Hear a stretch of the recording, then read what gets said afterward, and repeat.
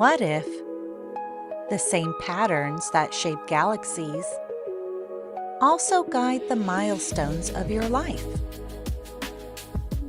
Fractals reveal a hidden order, a cosmic blueprint connecting everything in time and space. In this episode, we'll uncover how fractals influence personal evolution,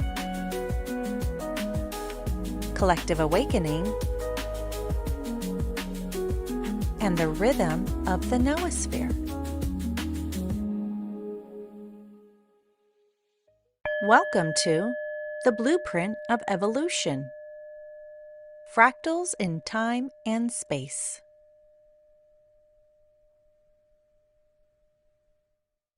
Tune in with the Galactic Spin podcast and expand your view.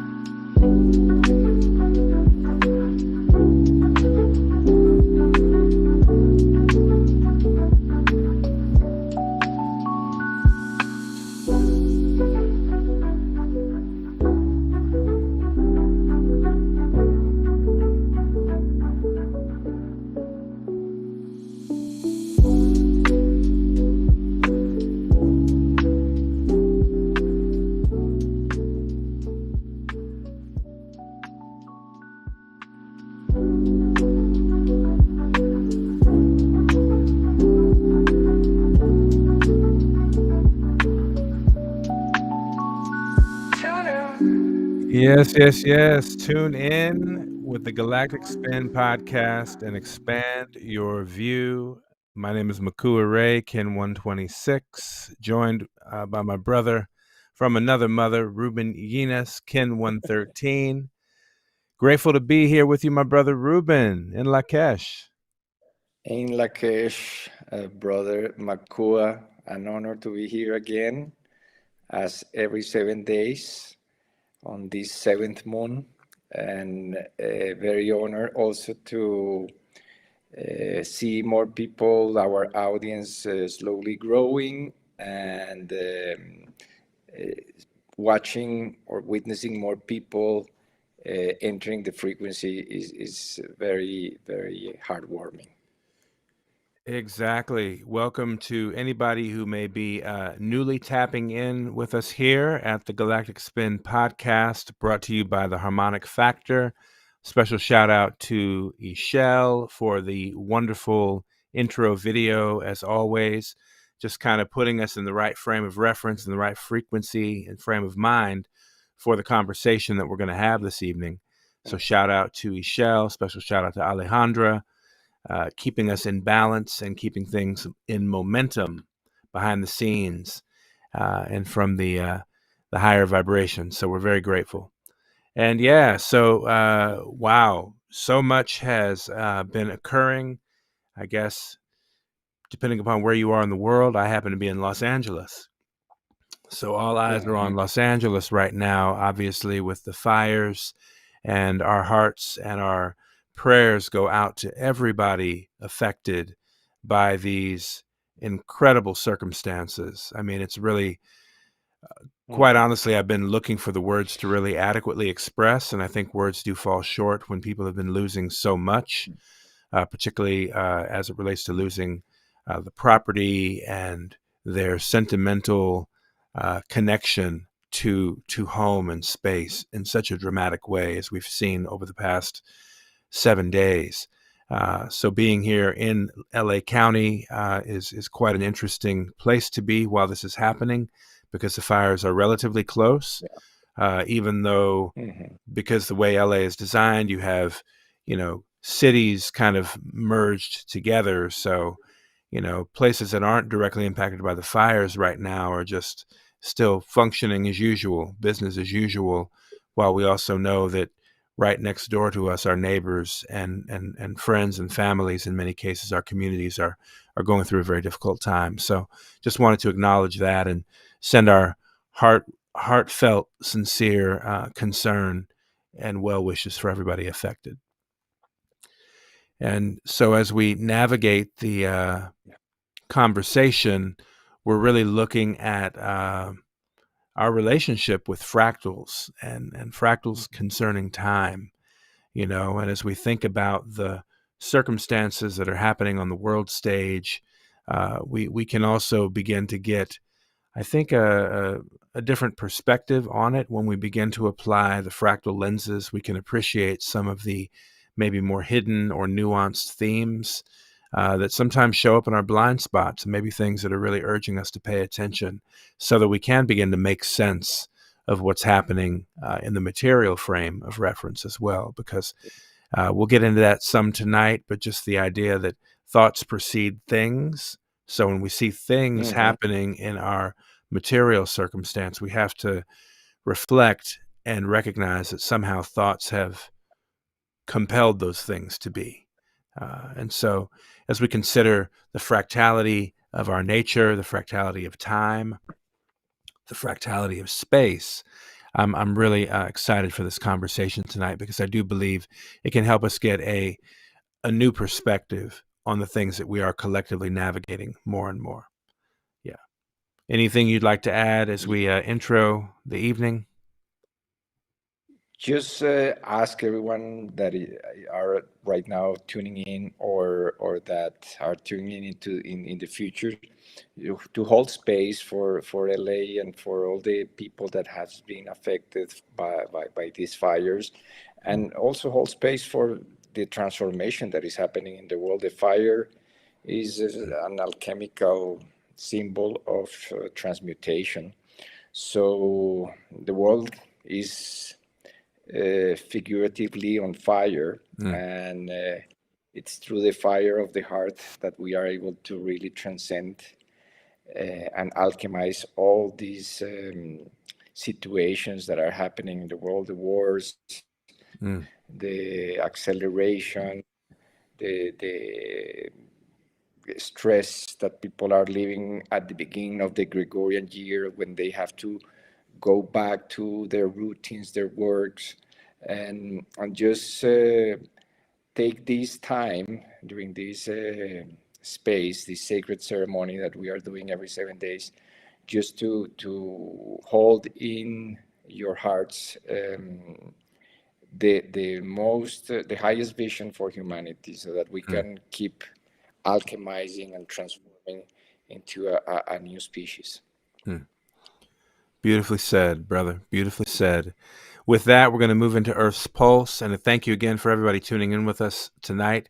You have tapped in with the Galactic Spin podcast. We're so glad you're here.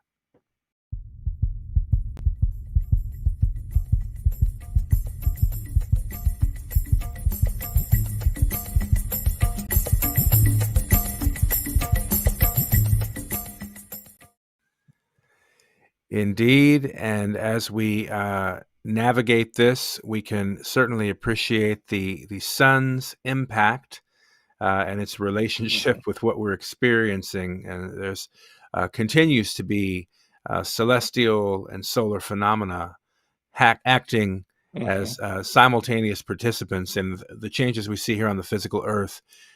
We recognize that there are celestial attributes and levels to this, but please feel free to elucidate that for us, Brother Ruben.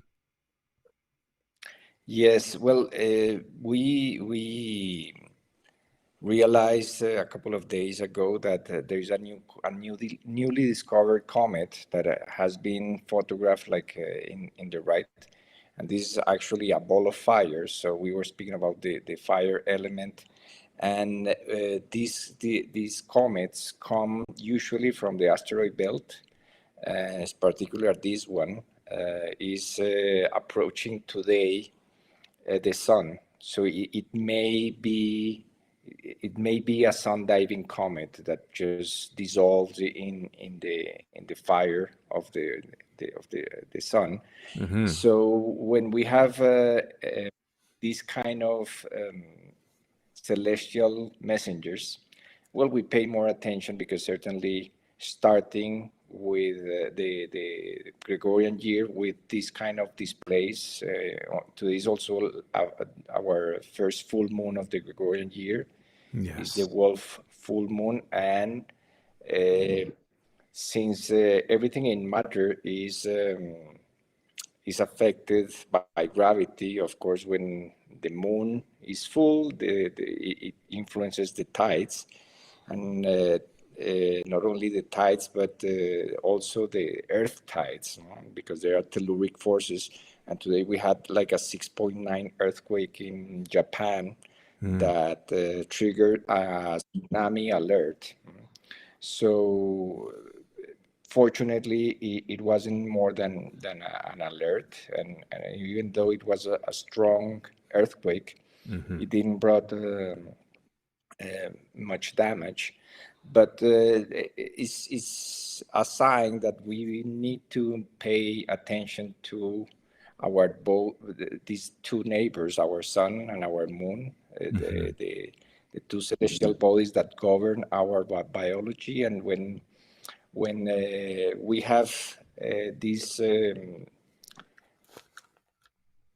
convergence of events, the sun diving into the comet diving into the sun, and a full moon with planet Mars, which actually is the masculine energy.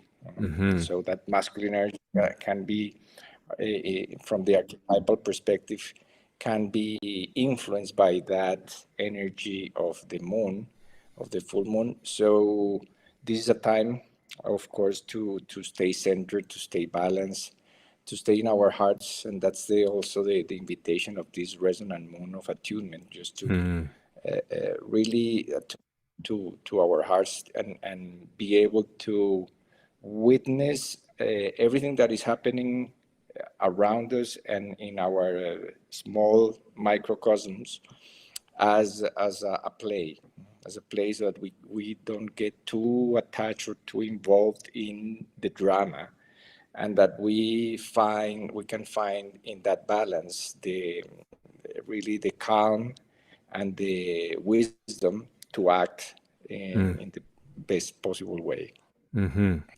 So yeah, and of course the influence of the moon in this. Yesterday we were having a resonant moon within the resonant moon, so it was the resonance aspect is being amplified right now. Right. And as we will see in our section in more detail, these are compounding aspects that are happening in the background, like fractal compounding aspects that are making of this moon like a really special one.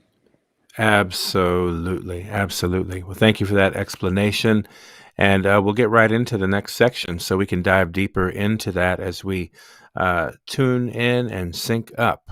Okay? Or sync in and tune up. Yeah. Either way. But yeah, we're going to sync in and tune up. Thank you so much.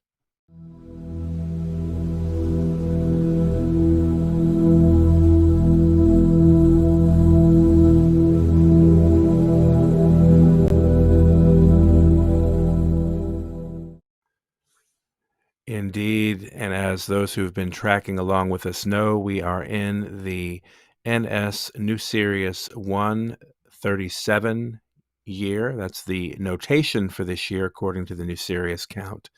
The 1 stands for a 52-year cycle, and we happen to be in the 37th year of that cycle.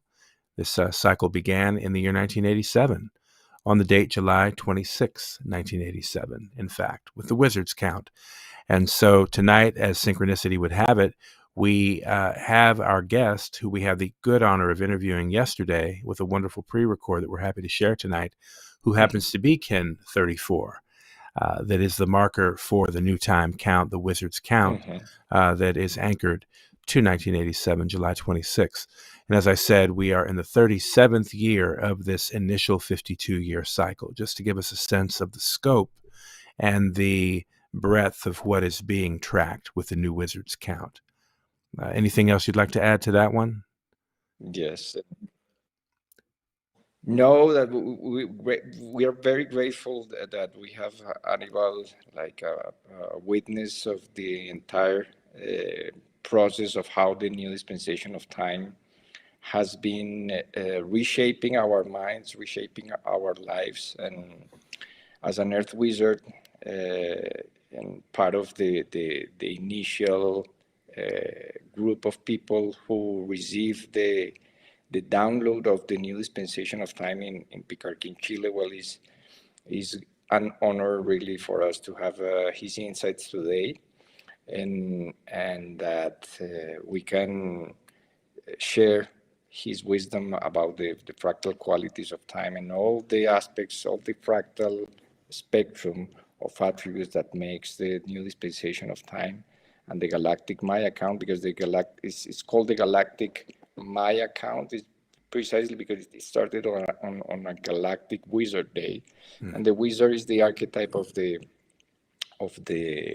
magician or the wizard in the ancient Maya tradition, the Chilam Balam. They were called the jaguar priests, and the jaguar is considered the totem of those seers that can see beyond the darkness and can really tap into other dimensions. So the having a person today like a human being that has dedicated his life to this path is really an opportunity for everyone to learn more, not only about this knowledge, but about ourselves, which is the most important, and that we are going to speak a little bit about it with him. And this is basically the fractal of the year. We have a 13 unit container for every 13 days, every 13 weeks, every 13 months. We complete a perfect fractal of 13 units of time. It doesn't matter how long they are, from the micro to the macro. It keeps this spiral structure. And right now we are in that middle square, and the center. We have 6 moons on the left and 6 moons on the right. That's why this 7th moon is the resonant moon of attunement. And we are just starting. This is the first week. And in the next slide, we can see how this structure of this fractal structure of 13 is represented by the 13 day cycle of the human. So instead of 13 days dedicated to explore and experience our capacity to live or experience our free will with wisdom and the capacity to influence our world, we have 13 moons, an entire year to explore that. So this is a really important moment for humanity, because we are going through a major transformation of the human species and of the biosphere. So this basically, when we enter the heart of this 13 moon cycle, we are entering really the heart of the human. So that's every 7th day or every 7th unit of a 13 unit fractal is always considered the heart, because it's the midpoint or the center, the core of that cycle of 13. So we are now here at the core of this 13 moon year, entering the heart of the moon of the year, and this entire moon is coded by the white resonant mirror. This is according again to the 20 tablets of the law of time, in which it was discovered that since we have 13 kin, we can also apply that structure of 13 kin to 13 moons of the year, which is called the planetary service Wasel. And this entire moon, we can ask ourselves, how can I attune my service to others? This is kind of the meditation or the contemplation for this entire 28-day cycle. And of course, with everything that is happening in the world, well, this is a window really to find in our center, our heart, how can we help humanity to go through this transformation?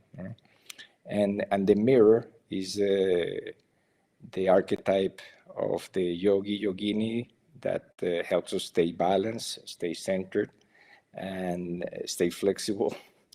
And of course, the mirror also reflects order and endlessness. So that's perfect to speak about today, fractals, because we live basically in a mirror universe. And everything is from the atom to the galaxy, everything is a fractal. And we are mirrors of each other as humans. So this entire moon that we are now entering is also special because the 4 weeks that are embedded into these 28 days is a fractal of the heart of the 260 matrix, 260 kin matrix, in which each kin is 1 week or 1 7-day cycle. And that's the beauty of the synchronic order, is that we can appreciate the fractal scales in this template of 260 weeks. In order to complete that fractal of 260 weeks, we need 5 years, 5 cycles of 52 weeks each. Each year has 52 weeks, so when we complete 5 years, we complete like a perfect fractal of 260 weeks.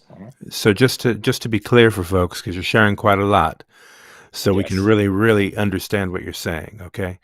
So this moon is perfectly situated in such a way where the Zolkin count, okay, applied to those weeks as opposed to days, we take the Zolkin count of heptads that takes 5 years to actually navigate the entire cycle, right?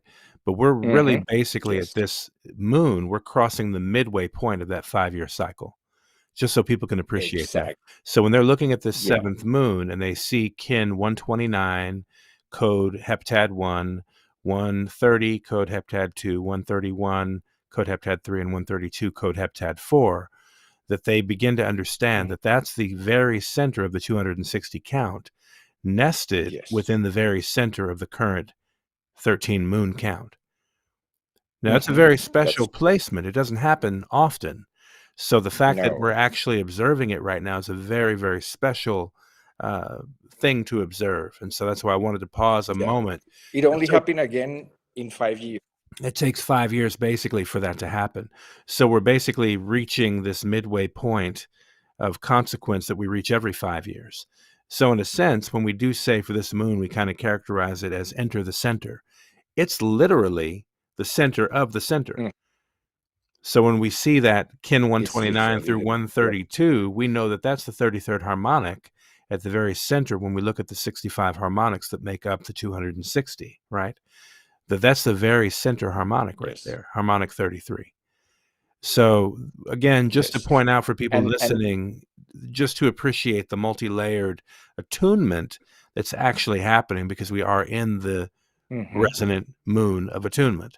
So we're literally getting centered, I think, if anything is happening right now. And being that it's happening in such a way as it's being amplified by the power of the mirror over this entire moon, like you said, that's another amplification or another layer of meaning that we can draw real clarity in terms of where we find ourselves. And the beauty is that each episode, each broadcast or transmission, we are doing it on the Kali day, which is the 4th day of the 7-day heptad, so that we are always at the heart of the heptad. doing this Exactly. transmission. That's The true. start of the Gregorian week, but for us, the center or the heart of the 7-day cycle. So the amplification of the resonance is triple. We are at the heart of the week. This week, these 4 weeks are at the heart of the year, and also at the heart of a 5-year cycle. It's like nested Russian dolls Right. that are called mamushkas. We see that the smaller units are contained within bigger units, and in that way, we can really appreciate when we see the expression outside in the numbers. We can tune in inside and feel it, because this can be too mental, and the idea is that we experience it internally in our center, our hearts. I'd also like to say that I think as mental as it can be, it's also so aesthetically pleasing that the beauty of it, like when we actually observe the beauty of it, that becomes a part of its undeniability. Because in truth, the idea of synchronization or synchronicity, or even the nature of nature, is that everything in nature is beautiful. There's a symmetry to it. There's a perfection to it. Even if it may appear to be not attractive to somebody, it doesn't matter. There's an inherent perfection to it, no matter what. And when we see diagrams like the ones on the screen right now, where we can see the radial array of a 13-moon year, or we can see the column display of the 1320 cycles, the fractal display of the Zolkeen, it's just, it adds, I think, again, to the quality of the tools that have emerged in this past 37 years for us to begin to really navigate the new time. So it's just a beautiful thing to witness that, and to know that we're in the very center of that cyclic order, the 1328, as you can see in the diagram, where we're emphasizing the 7th moon, right there, perfectly placed between the 5th and the 8th moon, between that transition between those points of the golden ratio of the 1328 year. So it's just, the more that we observe the perfect symmetry of this, it's just quite amazing to witness what is being presented to us in terms of beauty, art, time is art, etc. Yes, and as we can see, the human body is a fractal of the cycles of time. That's why we have 13 joints to move, in the same way that there are 13, the moon moves around the earth 13 times during one solar revolution, or one orbit around the sun of the earth. We can see how the neck, which is our 7th, is the 7th joint within this structure of the human body, is the spinal column. So it's just basically our axis, our center, and we are a fractal.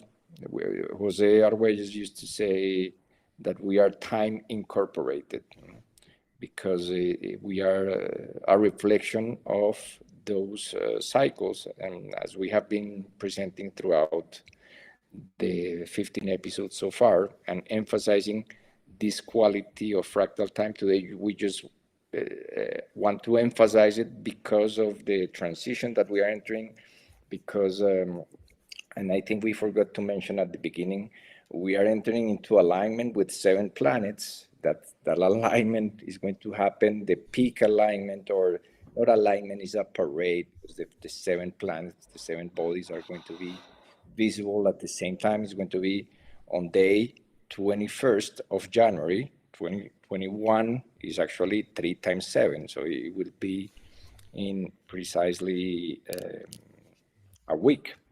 And when we have that peak alignment, our next episode will be the eve of this planetary parade.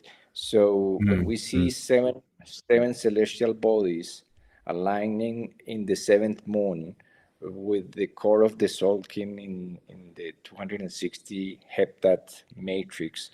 Well, there is something special to that. No? There is something out of the ordinary. And now we have a Eloquent. comet kind of make it like really, Flying into the sun. yeah. Right. Like, unbelievable. But just to illustrate the point, the resonant moon correlated with January 10th, which was the very beginning of us phasing into this planetary parade. So if people have been watching the Yes. night sky, particularly from Turtle Island, like we can see it in the southwest sky here from Los Angeles. So gradually, day by day, we're watching a marching of Venus as well as Saturn and Uranus and other planets, Jupiter, and so on, almost marching toward a center point that will then feature as the backdrop Sirius and the belt of Orion and the Pleiades. So among other celestial bodies, but just the orchestration that's actually illustrating in the sky is eloquent. It's beautiful. It's just an exclamation Yeah, point. it's eloquent. It's eloquent. Right word. It's just phenomenal. So I really urge people to take the time, if you can, get out and observe the night sky in the around this time of night, depending upon where you are. In California right now, the time is 7:45 p.m. in the evening. So around about this time is a perfect time to go out and observe this planetary parade that is getting underway. And as you mentioned, that timing of its peak around January 21st through the 25th, 26th is what I've learned. That's a window of the peak that this parade moves into, the cluster that's going to appear. Now, that is also perfectly timed with the biogenetic new year, as we explored last episode. So we want to emphasize for those who are tuning into the tool of the gene keys, this presents the important point of pivot for the entire year of that particular lens, the pulse calendar and the gene keys, with the starter codon of gene key 41, which coincides with January 21st, which is amazing. And then we also talked last week about how that directly influences and stabilizes the start of the galactic new year. So the start of the biogenetic new year codes the galactic new year and vice versa. They stabilize each other. So we're excited to explore more about what that is implying, as we learn more and we have more revealed to us. We happen to be navigating, I think, a very significant wave spell, though, that coincides with this entrance of the resonant moon. So many things lining up of importance, as we have seen in this wave spell. And certainly we want to acknowledge Stephanie South achieving and arriving to her 52nd year complete, the solar galactic return of our beloved Stephanie South, the creative director of the Foundation for the Law of Time. And we do encourage people often to visit lawoftime.org. If you don't already know your galactic signature, you can go and decode yourself at thelawoftime.org. You'll find it right there in their top menu on the website. Very easy to find. But go ahead and do that. Give yourself that gift of time to decode yourself. And it will help, I think, also make more sense of the things that we talk about in this platform, because a lot of this is, encoded from that base of perspective. So again, we want to give a special acknowledgement to the amazing milestone that she has reached as of this current wave spell. And just knowing where we find ourselves today on Kin 190 is quite important, because the interview that we're going to showcase here in a few moments was recorded yesterday.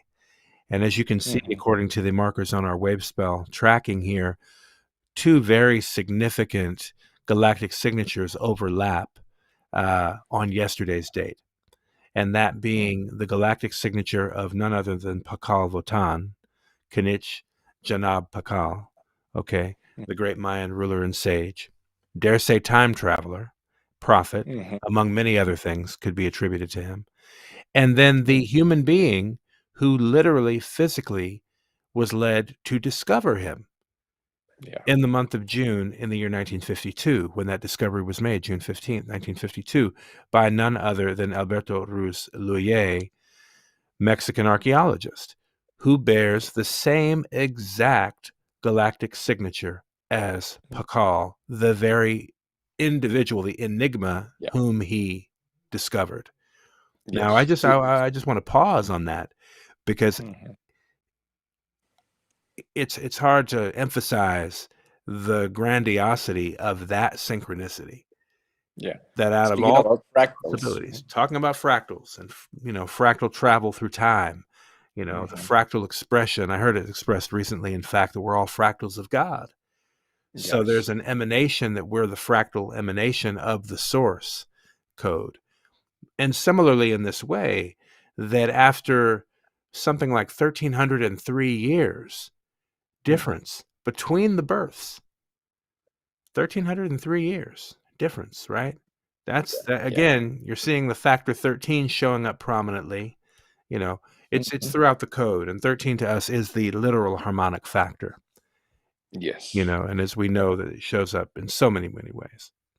Yeah, and also that the difference between the birth of this Mayan sage and king and the archaeologists who found his tomb is precisely 1830 Solkins, which is a fractal of the number 183, which is this entire waste belt. So yeah, this is really a unique, because for those people who are not familiar, also this doesn't happen often, that the time of the year synchronizes with all these anniversaries and dates. Usually, of course, every time these two figures are going to, these two human beings are going to coincide in the same ways, but they are not going to coincide in the resonant moon. In 260 days, it will not be again the resonant moon. So the fact that they are entering, yesterday was a resonant tone in the Solkin and is a resonant moon, that really amplifies the resonance qualities of that energy. And we are witnessing the manifestation of that in these celestial alignments and all the aspects that are making this moon a special one, because of the biogenetic new year, and because it's, remember that this is the preamble, the 260-day count up, not countdown, but the count up to the golden intersection of timelines. So we are really grateful for being able to witness this and be part of the unfolding of what is happening, what is transpiring, and bringing this information to more people, because the idea is that we really make this resonance, amplify and vibrate through as many human beings as possible. Absolutely. And as you can see on the screen, we're currently at the 273-day mark of that count up, as you were mentioning, to the golden intersection of timelines, October 14th, when the Lillian count reaches 161802 days, followed the exact next day on what we've termed Phi Day, October 15th, 2025, when that Lillian count reaches 161803, a perfect fractal approximation of the golden ratio, 1.618033. You're going to hear us repeat these numbers because these numbers show up throughout creation.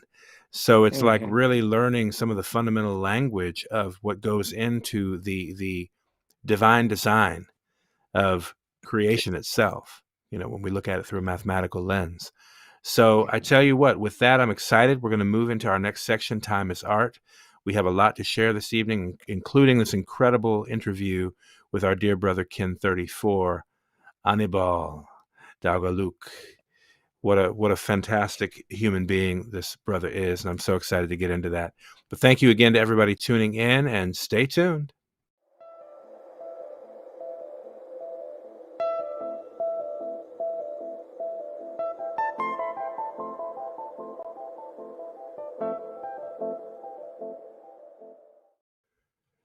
Take it away, Ruben.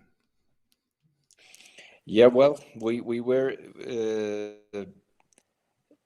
when we were thinking about how to dive into the fractal qualities of time, we noticed that this seventh moon was the perfect moment to speak about this, because creation expresses itself through the number seven. There are seven colors in the rainbow, seven musical notes in the spectrum of sound. So those qualities of light and sound is what creates everything in this third dimensional reality. Combination of sound and light are the raw material for everything in creation, and that the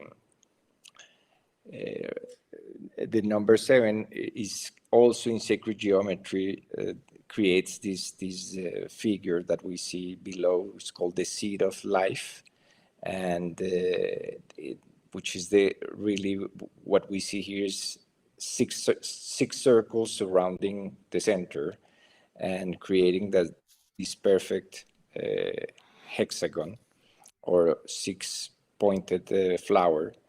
And when we also see that these numbers apply to the Fibonacci sequence, we notice that the number 13 is the seventh number in the sequence of the spiral of creation. So that's how we can experience the qualities, the fractal qualities in nature, in their most basic expression, which is the seven musical notes and the seven colors of the rainbow. That's why we created this simple infographic to show that those keys on the piano and those notes they can be coded by the seven colors of the rainbow. And this is really the base of the cosmology of time. We have read in the Bible and other mythic stories that creation takes these seven stages or seven steps to finalize, but it's really the spectrum that we can perceive in this third dimension is that seven. And in the synchronic order, the power of seven is expressed as the heptagon of mind, which is the structure that we see on the left. It refers to the six sides of the cube plus the center, which is equidistant to each of the sides. And this structure is really, the cube is the basis of the entire cosmology.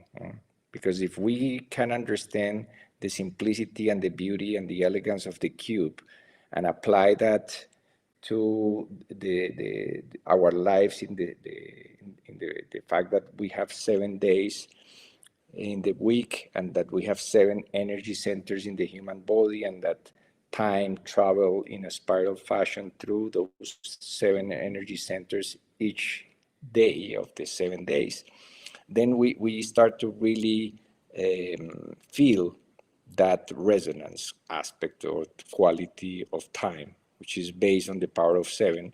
And in the next slide, we can see how, from the prophetic perspective, these in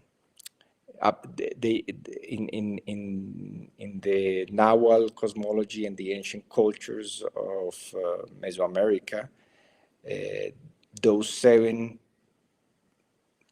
units are considered 7 caves, and those 7 caves are called the Chico Mostok, which is the name for the mythical origin place of the Aztec, Mexicas, Tapanecs, Acolhawas, and other Nahual-speaking peoples or Nahuals of Mesoamerica.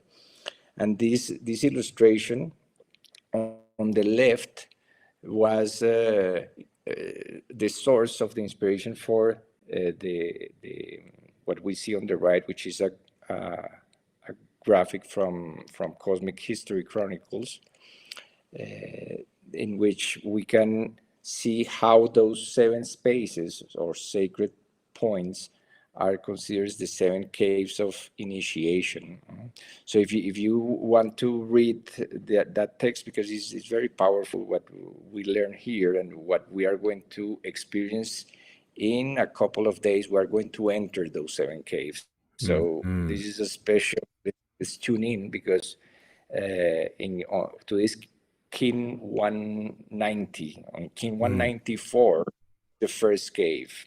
And so let's dive into it, and Annibal will, of course, help us. He'll give some follow-up. Yes. Okay. Well, let's go ahead. Caves of initiation. The primordial worlds and knowledge must be brought forward in time through the initiates so they can conduct the rites of initiation. This is conducted by the serpents that dwell beneath the pyramids in the subterranean crypts. From the Book of the Initiation, Cosmic History Chronicles, Volume 4. Chelambalam is written in the language of the Zivuya, which means it is deliberately obscure, highly symbolic, and coded. Tolan Zivuya, or the 7 caves, or the place of the 7 ravines, is a place contacted through the mind, where the memories and knowledge of Tolan and the return of Tolan are stored. The 7 caves refer to the power of 7 as the generating power of the knowledge of origin and return. These 7 caves also contain the wisdom lore of Quetzalcoatl. In the 7 caves is the origin of everything, including the mystery of the Book of 7 Generations. These 7 Khatuns are the same as passing through the 7 caves. Each cave of origin has all the primal knowledge of the synchronic order. During each Khatun cycle, the Galactic Maya loaded the Psi Bank so that when the 7 years of prophecy, 1993 to 2000, came, the information was downloaded. Cosmic history was programmed into this time-release program to occur precisely at this point, to coincide with the 7 years of the mystery of the stone, 2004 to 2011. Tolan equals 7 caves. Vukub Pek equals 7 lost generations. The 7 caves are the caves of origin. And I think, as you also pointed out, Chikomostok, I don't even want to pretend to mispronounce that, is the name of the mythical origin place of the Aztecs, Mexicas, Tepanecs, Acolhuas, and other Nahuatl-speaking peoples, or Nahuas, of Mesoamerica in the post-classic period. I don't know if you're muted there. I think you might be muted. Sorry, this illustration is an original illustration from these cultures, and we can see how it resembles the illustration on the right. And on that illustration on the right, we can see that there is a key number on each of the 7 caves, and those 7 units or 7 kin represent 7 lost generations. So there is always this presence of the number 7 throughout creation, and of course for the original peoples, the sacredness of this number is presented here, and within the 260 Khatun map, which is what this text makes reference and is presented in the next slide. Remember that time is fractal, so in the same way that we have 260 days in this map of the history of civilization that goes from 3113 BC to 2012, that green square represents those 7 periods of approximately 20 years each, or 7 generations that are called 7 lost generations. There seems to be within the historic record like a void in that period. Those 7 cartoons or 7 cycles of 20 years, approximately 7,200 days to be more exact, were a time where when the culture started to disappear, and there is a mystery around it. But the idea is that we dive into that mystery during those 7 days that are Kin 194 to Kin 200. And Right. precisely our guest today is going to be at an event in Argentina, which is the next slide. Well, in the next slide, we have those 7 Kin represented in the Soul Kin. So Right. today we can check we are in on Kin 190, the White Galactic Dog. So we are really 3 days away from entering that special Wow. within the resonant moon. So there's 7 lost generations, 7 caves, 7 colors of the rainbow, 7 musical notes. This is the 7th moon, and the power of 7 is reverberating in the background, because as I mentioned before, this doesn't happen every resonant moon, that these 7 No. kin appear within the resonant moon. I So think that it's, makes a special moment. Yes. I was just going to point out too that if we look at the 13 Baktun, wave spell, or rather 13 Baktun image, also we notice that basically today correlates, being 190 correlates to Palenque, Oh yeah. and tomorrow correlates to Pakal Oh in wow. the drum up to this 7-day window. I just wanted to point that out. When we look at that fractally speaking, we're literally right now then in the energy of Palenque itself, according to that 13 Baktun map of Yeah. history. Thanks for noticing it. Yeah, just to precede this Yes. 7 lost generations event that is coming up. And as you were mentioning, our guest tonight, whom we're very honored to have this interview with, will be participating in this very event coming up in the next few days, beginning in a few days Yeah. from now, to mark those 7 lost generations.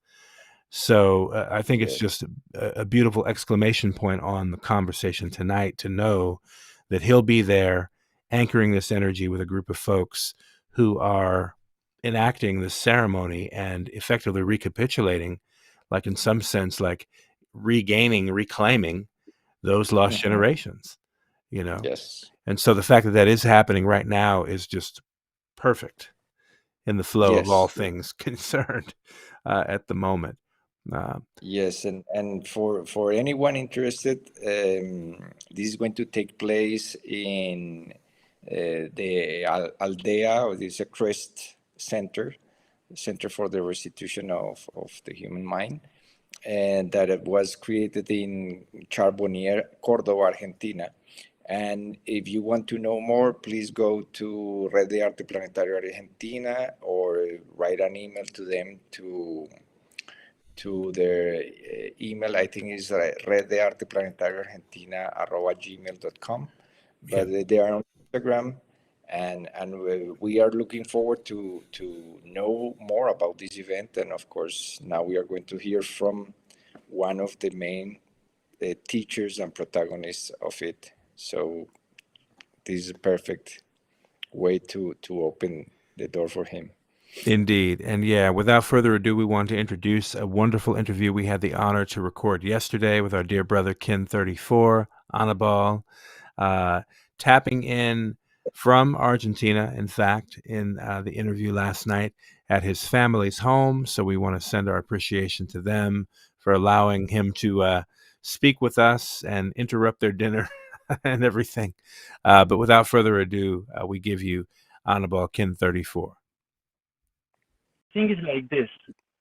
Just for the people who doesn't know me, I got involved with this 27 years ago. I'm gonna be 54, and so I have half a life in Babylonian and half a life in Shambhala. And so I saw the details of technique affairs that you have mentioned is very deep, and I follow you. I follow all the research of Ruben because he's very smart, he's very exact. Thanks. And this is a perfect system which is not exact. That's why we have this little trick of February 29th. Then every 4 years, it's that extra day that does not exist, does not count if you don't count it, but it's there. Yeah, it's because harmony is an option. Harmony is an option. So when Balloon Botan told me specifically, Annibal, I know that when you translate from English to Spanish, you tend to say, if he's talking about psi chrono unit, you tend to say it's chronopsi, because in English and Spanish that switches a lot. But then he reinforced me that it wasn't chronopsi, it was psi chrono. Say it in that order. Why? Because it's the psi who chooses the chronos. Obviously, the chronos already knows what you're going to choose, and that's the paradox. But that paradox only exists in linear time. In linear time perception, we got a dichotomy, fight almost, between destiny and free will. But that is only in linear time. In cyclical radial fractal time, every time you make a little option, you go into another parallel universe that brings you to that destiny that you're supposed to remember, not to copy from Instagram, and not to try to create like an advertisement. No, you need to. And I discovered this by accident, just by being so in love with my past because it was beautiful. And when I got a grant from the Spanish government to study tourism in Spain at age 19, I went there and I would change my home, my room, every 3 or 4 months. And I was so homesick that my only solution was to stick photos on the wall, all my photos, everything that I could remember. And then after many years of that I do it in the bus, I do it at home, I recommend people to do it, is because the hardest to understand conclusion of a regular study of the law of time is that the past is more hypothetical than future, because we 3 of us can get an agreement about tomorrow, but we won't get it about the past. The closer to your past you have is photos on the wall to remember all your past, bring it present, so you can access a better future. And that's why this device, the phone, its price depends on its memory capacity, and you and me too, you know. And so when you get to that point, tell me about October 14, that is Cesar's birth date, my dead friend, the guy that died in an accident in Chile with the second bus of the caravan, that then stopped everything, is October 14. wow. You know? And all the kings have a huge value for me. And all the work of synchronizing all the calendars is not done by Ruben Llinás, but Ruben Llinás is being used by time to show us that. You know? So we don't think as young masculine, we are being taught. Yeah, absolutely. And yeah, I know we were also kind of giving some background to the October 14th and 15th coming up, Gregorian 2025. There was that synchronization date is 6 times me, 6 by 34. And also in the born of the first kid in the Cresben-Ur Neo University, you know. And so it's very, very precise. You said kin 204 is the kin of the first child born? A child born freely by a tree in my project of community. In Crest Bend. Yeah, in Okay. Cres Ben-Hur, son of a Uruguayan and a Peruvian couple. Kin 204. Look at that. Nicolas Rory, he's also kin 204. Okay. Wow. Yeah, See. absolutely. See. Amazing. Okay. Okay. Well, Well, we it's wait for that 14th of October very, very excitedly. yes. And let's let all the people know about it, you know. Please send me the original writing, because you write and speak in English so beautifully. So I want to have it and study and maybe write something about it, you know. Wonderful. Thank you so much, man. This is such an honor, and having this conversation also in this way, so that Stephanie just turned 52. Well, we are entering a whole new hologram, no? Because that certainly was a big milestone. Oh, yes.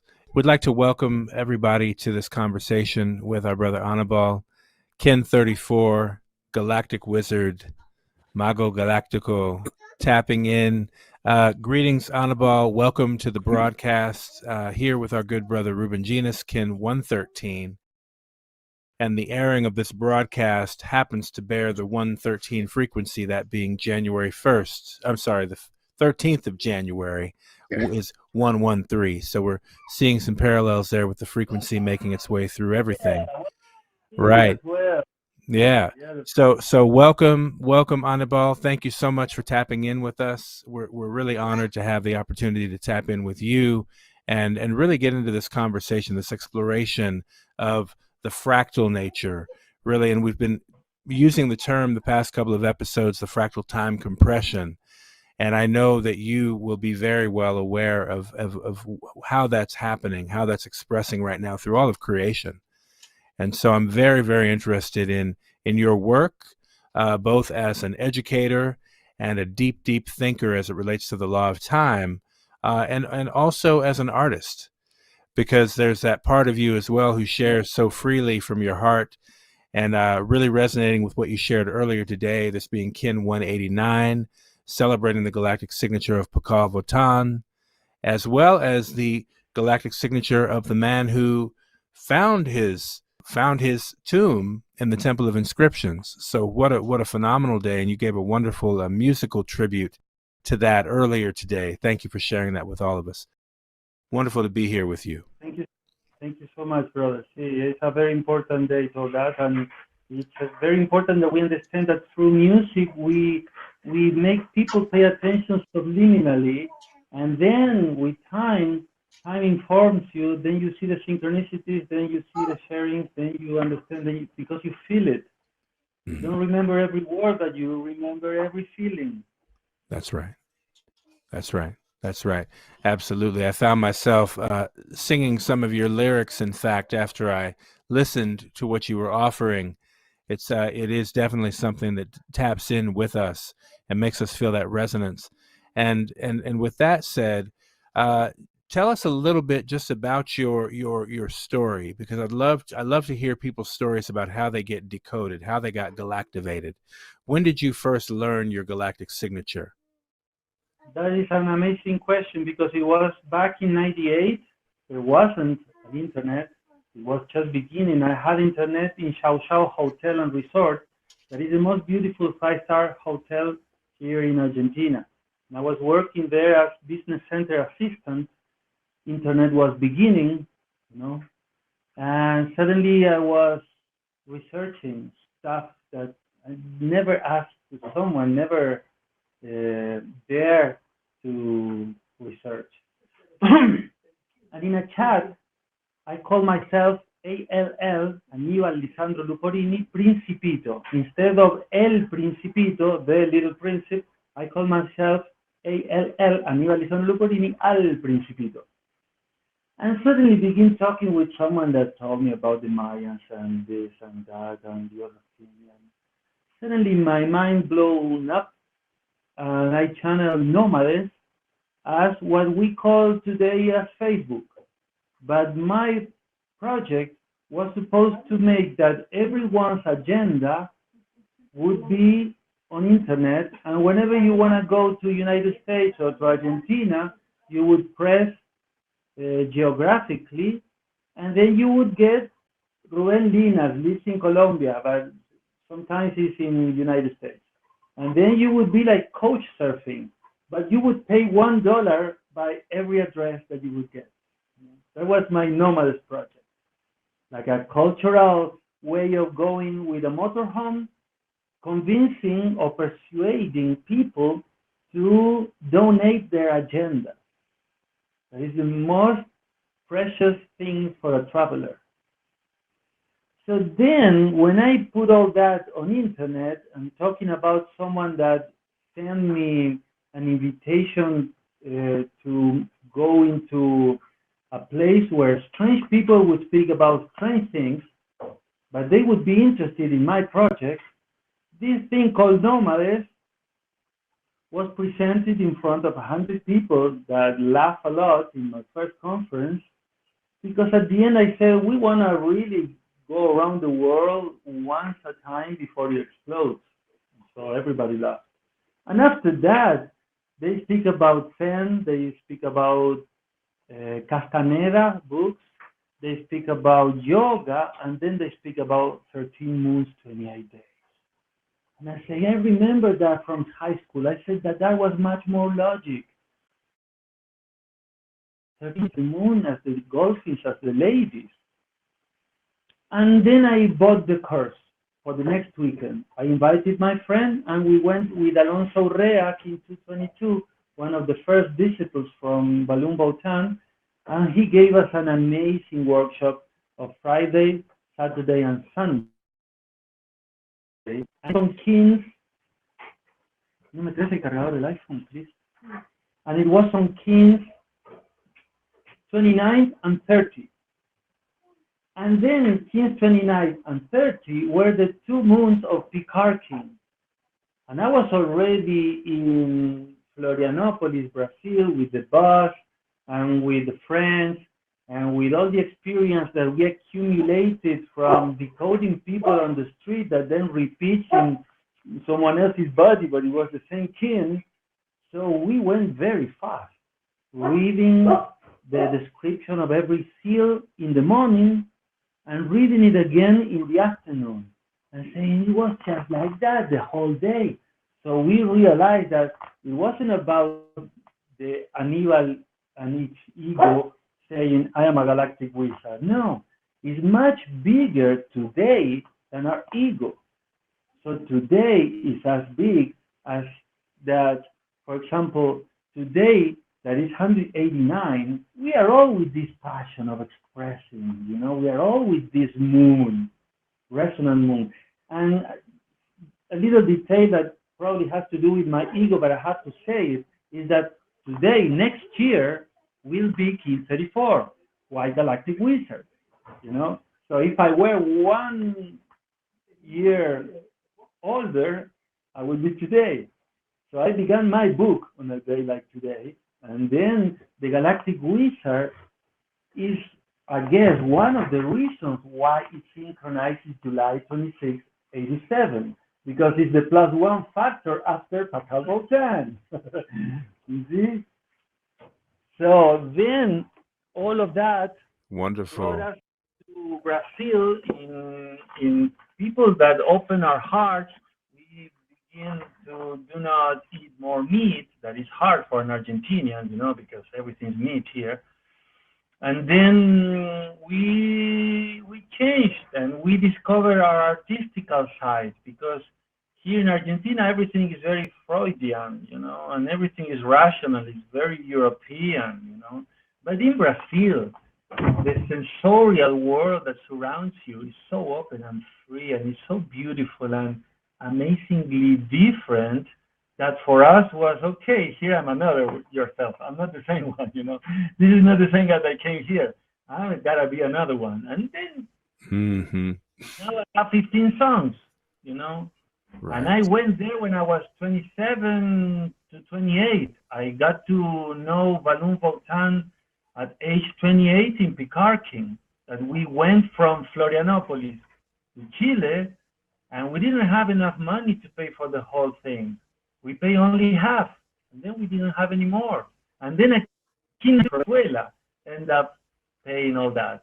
In 92, 7 October, where this thing began, me and my father, and then all that we said already. Because 92 is very important as well, because it's twice 46. That is twice 23. That is the and the exchange of the solar spots. You see? And so, well, in Brazil, speaking in another language, being in a bus painted green, red, and yellow, there's a lot to tell about. And we want to make a movie. We're trying to get resources to make a movie because we have a whole story recorded that is a dream for every adolescent in the world. It's not a movie acted. It's a movie lived, And we have like 50 some hours of footage to make a really good movie. But we need that sponsorship. We need that open a door that, for example, lead us to Steven Spielberg, that is King 34, just like me. And you're gonna be next year, for example. So there was a time where Bolonique said in Picarkin that she knew him. They had a chance to talk with him. And now that I see some people trying to make a movie of Balloon Volcan with crowdfunding, it's like we trying to make something with crowdfunding. It's not bad, but my God, this is the most amazing discovery in human history, and we still cannot make a movie altogether. So, my friends, this didn't even begun yet.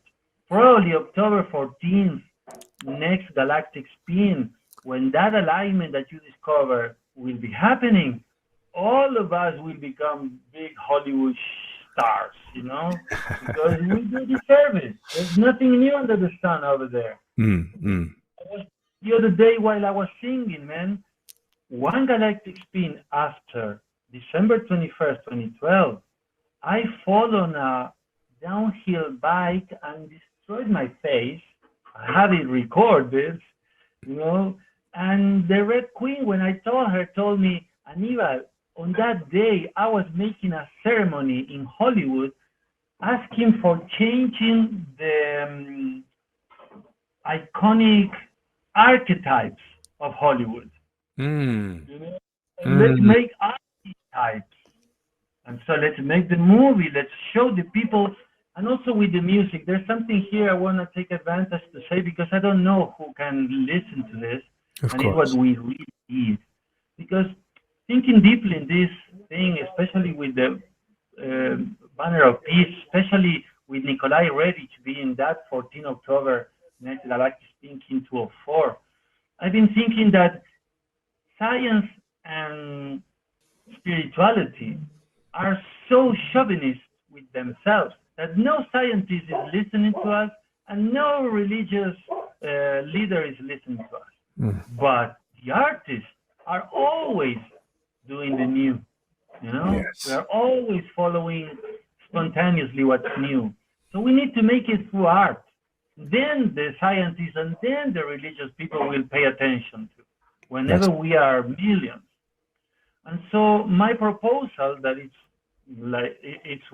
for my music, but it can be anyone else's 1320 musician, and I'm even asking and inviting you to do it, because it's how the Sonda de Arcturus ends. The Arcturus probe ends when Joshua, all the bands all around the world, nobody knows what's the first one, is his son, we are all his son, and then suddenly the world stopped and pay attention to music, and Babylon is dead, And so my proposal is to make a show with two stages. One stage is for the kids that are going to the show, and the other stage higher is for the band. Why? Because I have 21st songs that describe the 21st archetypes in my language. Anyone can do it in their own language. But then, with the entrance in the show, the kid gets his number on his chest. And then all the dragons will have 1 and 21 and 31, 51 and 71 will be the dogs or will be the monkeys, all with the numbers in the entrance. So whenever the first is there, on the middle stage, all the kids that have ever gone to a show concert, a rock and roll concert, to any musical concert, is because they died to go on stage. They are artists. They are not scientists. They are not religious people. They are artists. They want to dance. They want to get the girls. They want to see on stage how it is to have that pure attention. And so we give them an intermediate stage where they meet each other. All the dragons will see their faces, and people down there will see their faces too. They will see that they look alike. Then I don't have to explain. I just have to sing my song. And the dance is going there, all the dragons. Wow. All the dragons, thank you very much. Now the winds, all the 2, the 22, the 42, the 62, all kids until 242. Go on the middle stage, please. And then we sing a song for the winds with someone that is collectivity from the community where the show is going on, and we call Bonovox here to sing with the Galactic Wizard because he is wind, he's Galactic Wind, and then we sing the song of the wind, and all the winds get to know each other. And then the nights, and then the wizards, and then Hunaku 21, everyone all together.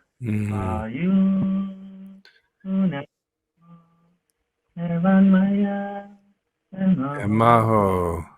That's it. I love your vision, man. I love the vision. Let's make it happen.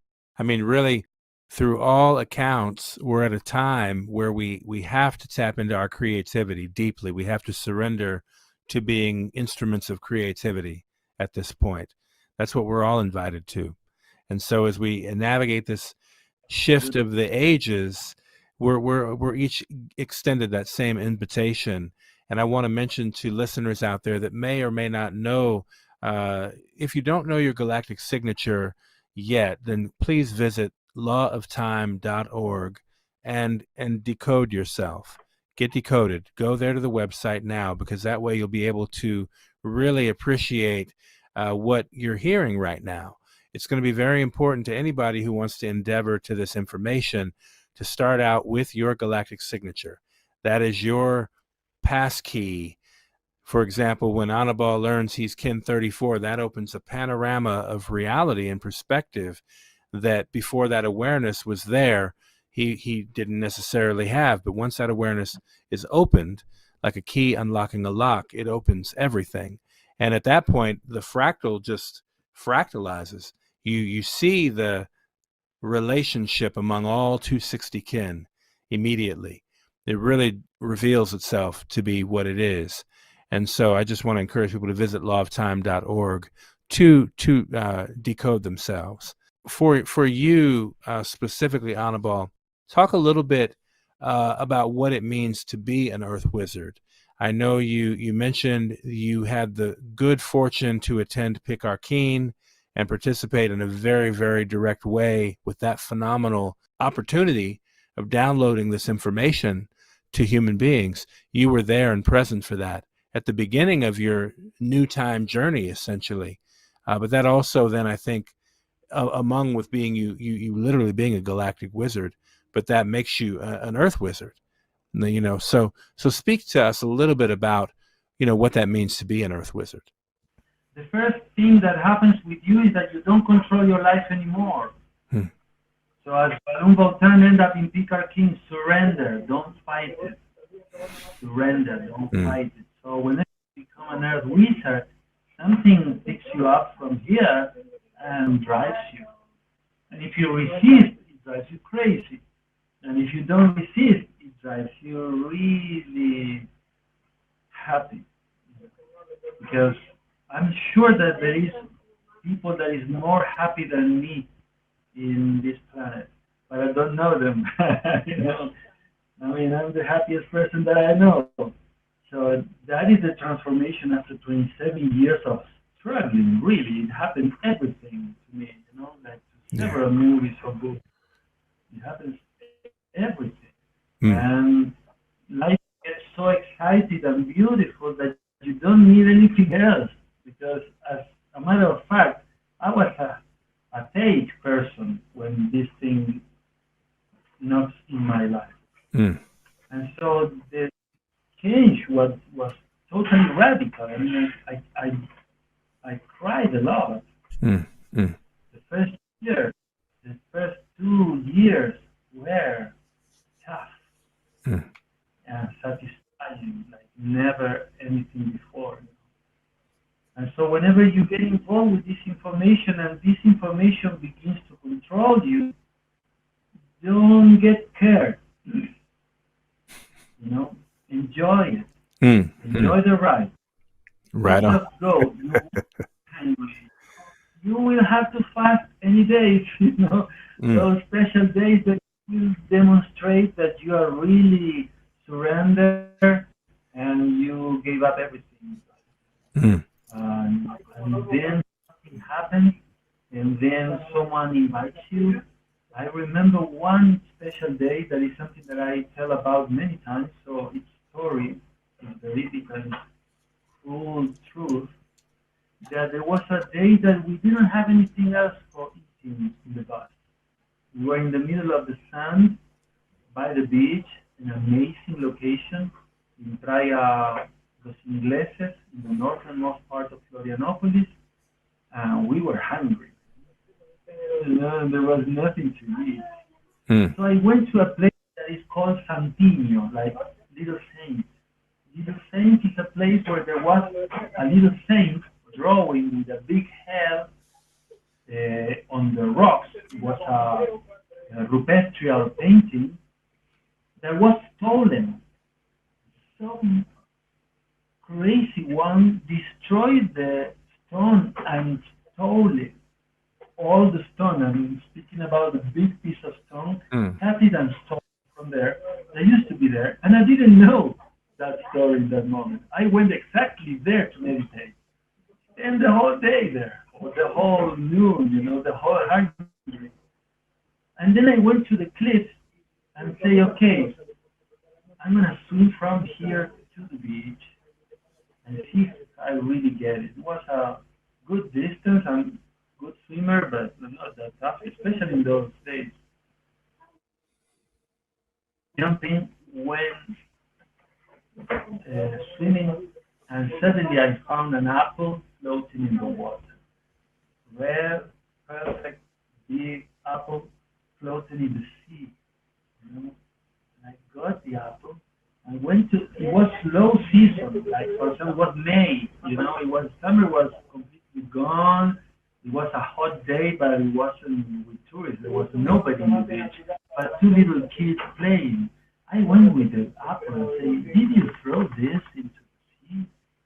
You know, watch at me, especially with my Argentinian accent in Brazil, and say, are you crazy, man? Get out. You know, and I went back eating half the apple because I had to give half the apple to my brother, you know. And when I was arriving to the bus, my brother jumped off the bus and shows me a tray with food, an Argentinian food that we call empanada, that you eat it with the hand. Mm. And a Bolivian lady had brought us, that she knew that we were in this situation and teaching the synchronizing, because we never charged, you know. We never charged. We had donations. We were so serious in that thing. Yeah. And then suddenly everything changed, you know, and it was on King 129, it was the king that Balloon Botan knew that his son Josh was dead, and my brother had more food than me, you know. And suddenly we say, okay, we get this low, and now I have already 54 years life of poor man. Now I want 54 as millionaire. So we share, because what we should do with money, what I say is that time is hard, pays better than time is money. Because when time is money, you sell your time for a little amount of money. If you good art and you sell it properly, then you get a lot. There you go. So you only need to wait until that maturity process achieves you. Because if it did with me, that I'm a beast, it Yeah. wouldn't happen with anyone. Right. Just Right. patient, slow, and then when it comes, we distribute it. If we make money run, the money loses its price because the money goes high and high in price because people is retaining it, is controlling it. That is why they a little bit, but they charge you the taxes. I don't know the exact word for it, but you know what I mean. Oh yeah. If we artists get the money and make it run, then it loses the price because everyone can get its part. So our job is redeeming money as Robin Hood that wouldn't even need to steal anyone. We just will convince them or persuade them that this is what we should do because the value of money is directly proportional to how many people do not have it. Scarcity is something mind created. Yes. We can beat it. If we get the money and make it circulate, then we win. That's right. You know what I mean, that's why Islam is boycotting Babylon. Yeah. Because if we boycott it, then we will rule, man. We are much more than that. Yes. Yes. It's interesting you mentioned that because, you know, with this October 14th, 15th moment coming up, what it presents to us is the opportunity, a golden opportunity, we've been calling it, because you are tracking the golden ratio mathematically, but it's bringing us to that moment where as people are shifting from a perspective of values, because what you're talking about to me is values as well, and where we get to shift the focus of value where art has value, where it's driving and determining value. That's, I think, a very interesting shift we're moving towards. And I think we're finding that also kind of running concurrent with this technology shift in AI and all of that. Because what's happening in that AI space is one thing that I've noticed is it may have efficiencies and it may have an accelerated processor, though it lacks in the soul and the creative essence department. There's no way to fabricate that. There's no way to fake that. So, and that's the human element. That's the element of the kin. That's the element of the being. That's the element that we bring. Now, we also live in a cultural shift where so many people have sacrificed their sovereignty. They've given it up to that unconsciously in most cases, not even knowingly. And part of that has to do with the calendar and the timing of the artificial timing system and helping make that conscious. Yet we're also at this now accelerating moment where over the next several moons, I believe we're going to see things in the parallel realities make a very accelerated turn where the conversation about value is going to be returned to the artist and the artists, because the alternative to surrender that to the AI is not even an option. AI may serve to be a helpful personal assistant if you choose, however, and that's at the best, if you ask me. However, you know, the value of this time and frequency is met by those who have the creative vision.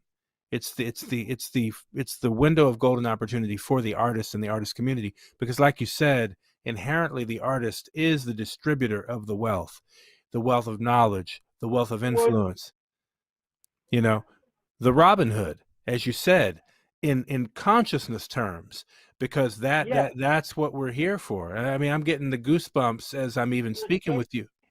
By how you get your money, you are defined of how you waste it.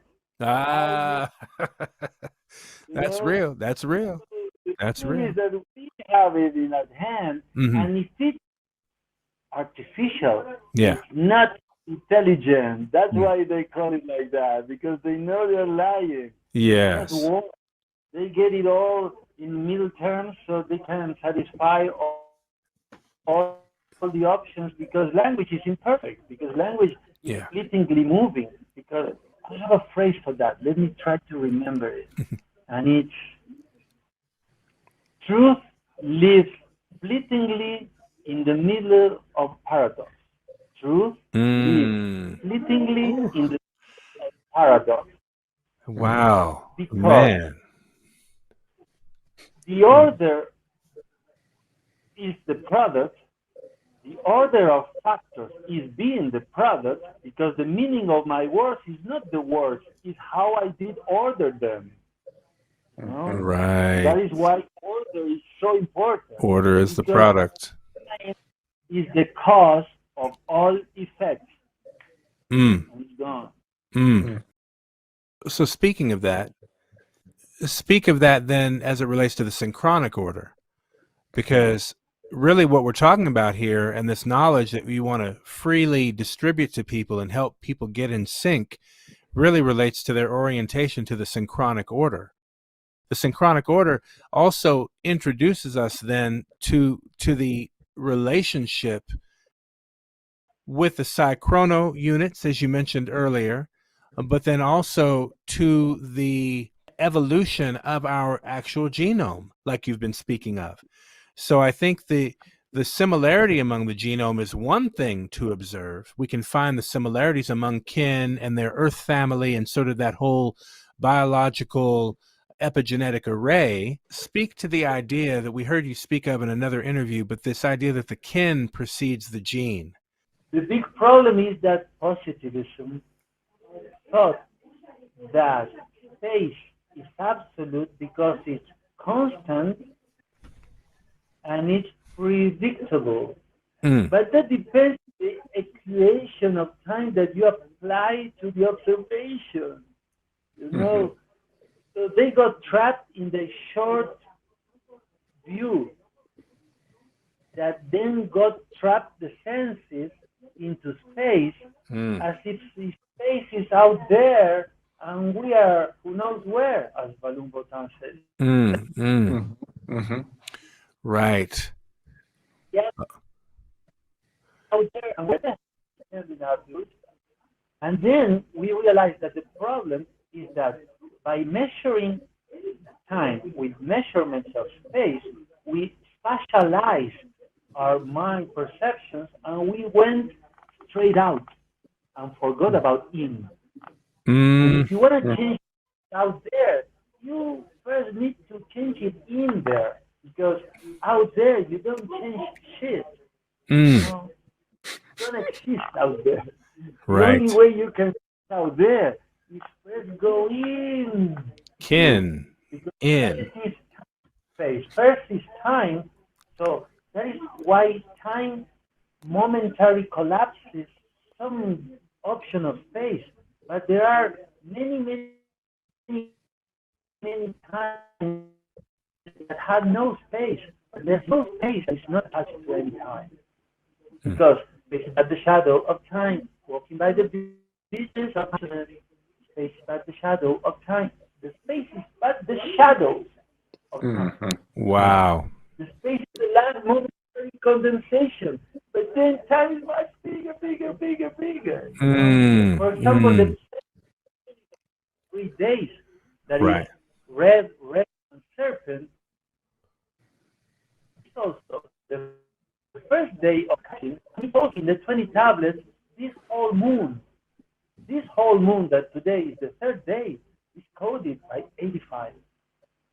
85 is the psychrono unit, and then 85 is me, my brother, and Cesar, the only 3 Argentinians that went to Picarquín, get to know Balloon Botan, popularize the caravan, and then see distorting and making clones of what we did on Instagram, on internet, you know. And so it's funny because we did it for real, and now we see everybody trying to fake it in their little Instagram trip. And so it's amazing because then we realize that we succeeded, you know, like now it's all Vox Populi. Yeah. And we don't know where it's gonna go.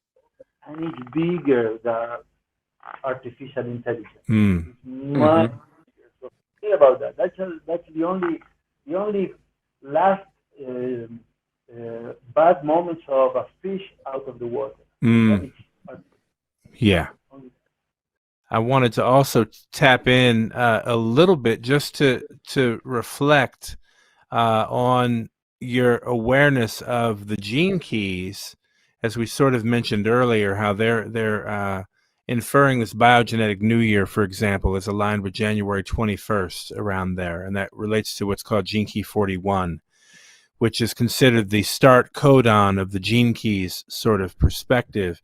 But then with light to the idea that the kin precedes the gene, one thing we've been looking at is the correlation, for example, with the harmonics and the gene keys and some of these similar systems that do look at the codon. I would like to ask what perspectives, because you do have the lens also of science, obviously you're drawing from that as well, but relative to the synchronic order and relative to the harmonics, as I mentioned, and the human genome, what impact is then this conscious application of the synchronic order having on our genes? If the kin precedes the gene, if that science precedes our genome. Perfect. You gave exactly what I needed. Then it comes like this. Memory controls behavior, and behavior models reality. Mm-hmm. Because your behavior depends on how smart or how exactly can you remember the situation and the characters involved in any situation, and then how you will come out of that with something better, new.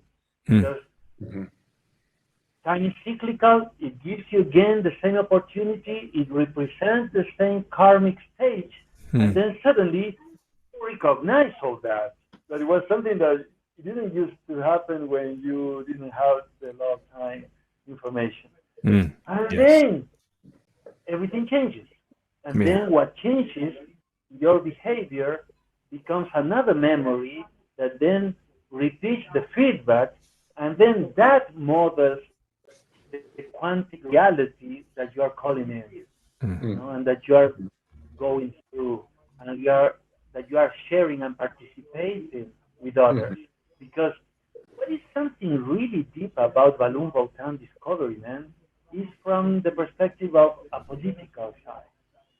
From a political rationalist point of view, nobody ever has had the idea of unification in time instead into space, in some kind of space, or in some kind of flag, or in some kind of controlled behavior, on some kind of precepts to behave correctly. No. He said, let's meet in time. And today's synchronicity, and today's this kin, and today's day is day of the moon, and today's synchronotron is all these frequencies. And whenever you tap into that, then you are participating of the mothership. The mothership that we all aliens are expecting to pick us up was not a space craft, was a time craft. Time craft, come on. That's right. Time craft. Yes. And we are the bricks of it. Each one of us is a little brick.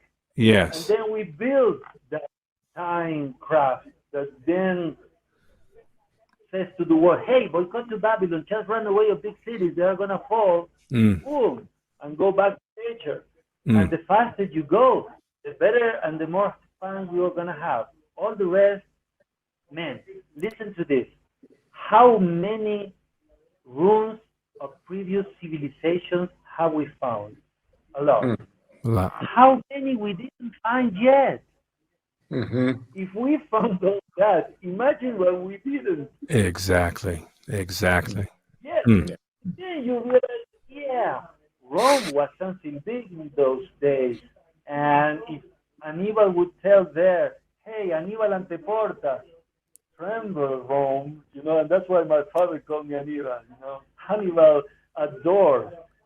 And then if Rome fell, how it wouldn't fall United States, Argentina, Brazil, and whatever they want to invent, that they hold. Because there is where loyalty comes in. Yeah. That is the third principle of the law of kin. Autonomy, everybody understands. You're doing your shit, I'm doing mine. We help each other, but we need to survive. So let's go, let's go, let's go, you know? And then equality is also the same. It's in Lakesh, brother. It's me and you, and it's another myself. It's not the same. Don't make clones, make love. That's right. Don't make clones. Not the same, but yeah. And loyalty. That is, hey, let's do it together. We recognize Balloon Bhutan. We recognize Bolonik in those days. We recognize Red Queens in her days now. And we recognize the Galactic Wizard and the Solar Skywalker and the Solar World Bridger that is making that 126 is 1260, man. You are making Babylon fall through all these interviews. You know? 11 is 126. And then I don't expect you to do my part. You don't expect me to do yours. Because we are 6 different kings, so it's in Lakesh. I'm another yourself, not the same one. Exactly. Exactly. Freedom, you know? That's right. And then what not to do, but show me you what you are doing, and let's do it together. Yeah. Absolutely. Ruben, feel free to jump in. Yeah, well, again, it's an honor to be speaking with Annibal. I have the pleasure to meet him back before the closing of the cycle, and he was walking a long path since his initiation in Picard King to that closing of the cycle, and he has experienced all the ups and downs and the twists and turns of this journey through time. So we honor him for that, and from that perspective, considering that we are speaking here about the meaning of the word in Lakesh, that we are all other versions of ourselves, and that we are all only reflections of each other. How is he living right now after going through all those stages of the journey and going through that closing of the cycle, that December 21st, 2012? How has his life shifted, and in these last 13 years, almost 13, 12 to the day, since that December 21st, 2012, how is Hannibal a different reflection or a different in Lakesh from that Hannibal from Picard King and from that Hannibal of December 21st, 2012?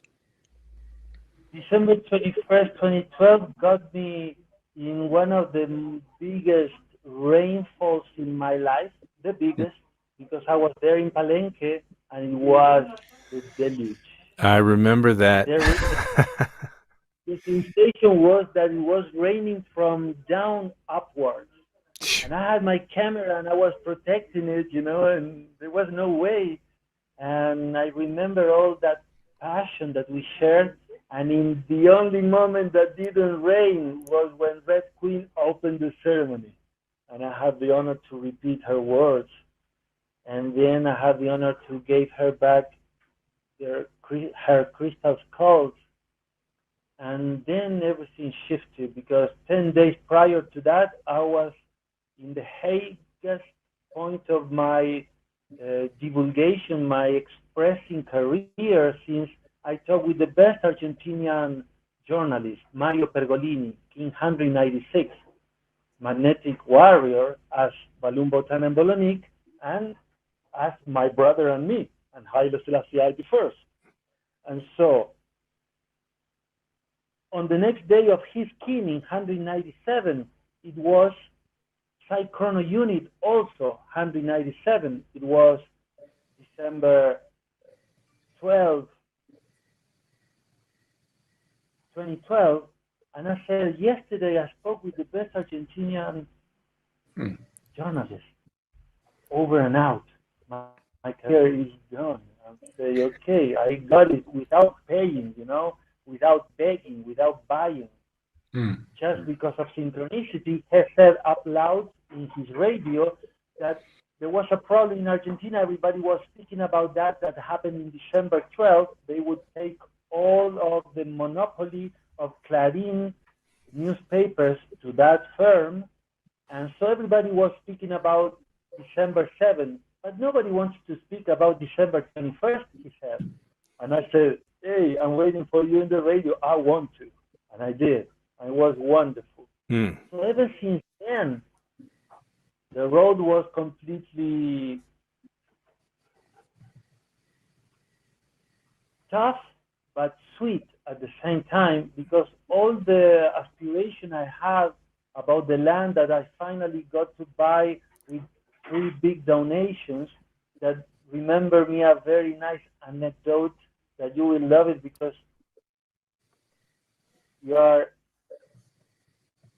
language is first English, and then in synchronotron experience only, synchronotron experience in Cisternino, Italy, with Balloon Bautan and Red Queen, and 50 other kings, and suddenly in Spectral Dog, in the big lounge, Balloon Bautan sits me on his right, on his left is Red Queen, all the board, the main character, the VIP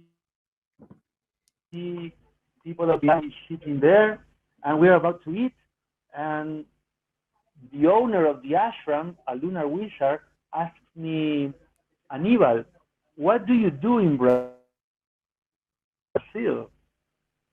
And everybody eats, and I say, I save time.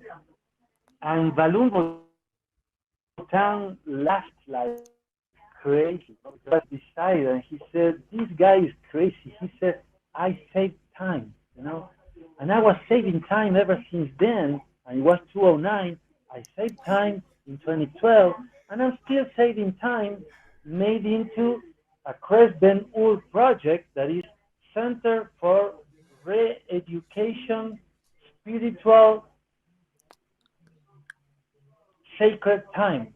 Spiritual because in Spanish is with an S, so it's Cres, Center, Re-Education, Spiritual, Sacred Time. Ben Ur, because it's the site, the place where is the land is in Ben territory, is the Skywalker column of Earth, and Ur for universal religion and universal recollection.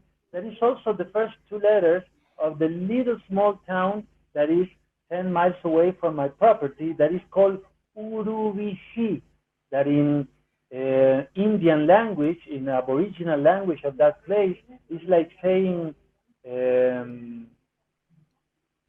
like another Quetzalcoatl, you know, it's like Indian bird, you know, it's like Aboriginal bird.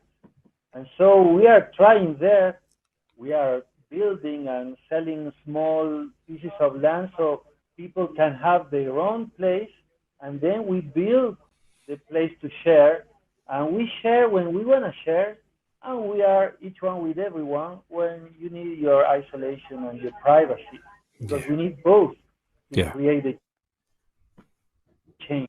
We need to be satisfied in third dimension, with the dignity we deserve, and also we need to share freely as Aboriginals all together in a very safe and humble and free space, you know? Yeah. And so all the way from 2012 to 2025 has been this obsession with the community, because we still don't have it. And we need to show the world, we know what is wrong. Well, what is it? And then we show the community, because with an S, it's not a philosophical or political mindset. With an S, it's a fact. The cosmos is all togetherness, you know, and nobody argues about that. No. The stars think that they are very different, but they all get together into a galaxy. And all the galaxies think they are very different, but they all get together as the local side, the local group, you know. And so the planets as well, and the cells as well, and the lakes and water and everything. So we are a community as a fact, not as a political or discursive or artificial intelligence or animal intelligence argue about. No way, Jose. It's a fact.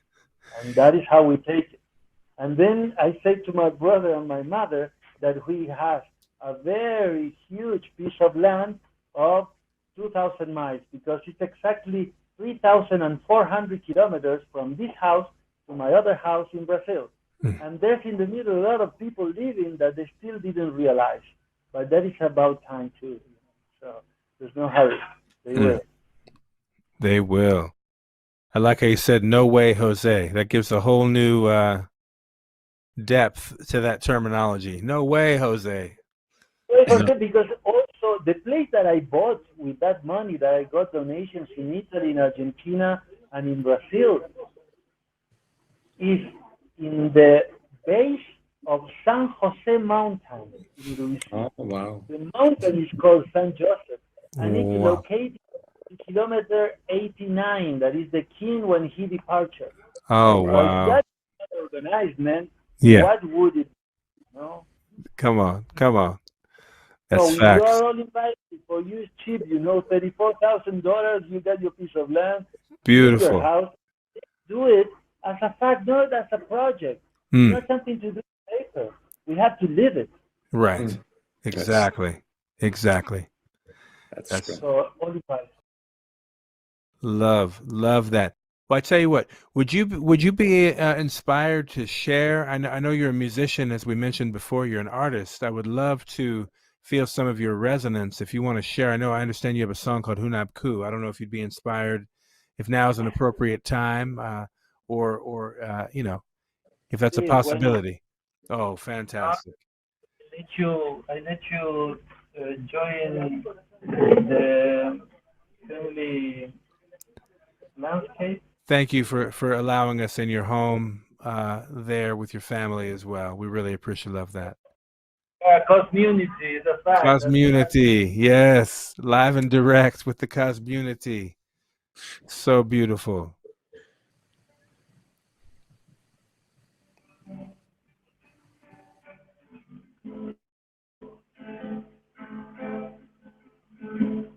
A little bit untuned, but never mind.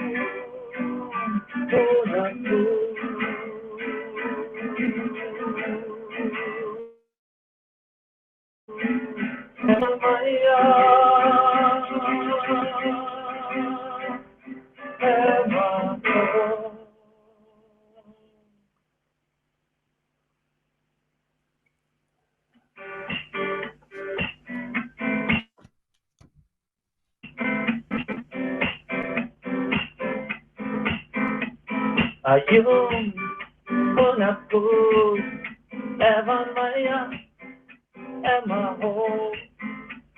Are you gonna put Evan Maya at my home? Are you gonna put Evan Maya at my home? Dadora de tiempo y espacio, salve la armonía de la mente y la naturaleza. Dadora de tiempo y espacio, salve la armonía de la mente y la naturaleza. Dadora de tiempo y espacio, salve la armonía de la mente y la naturaleza.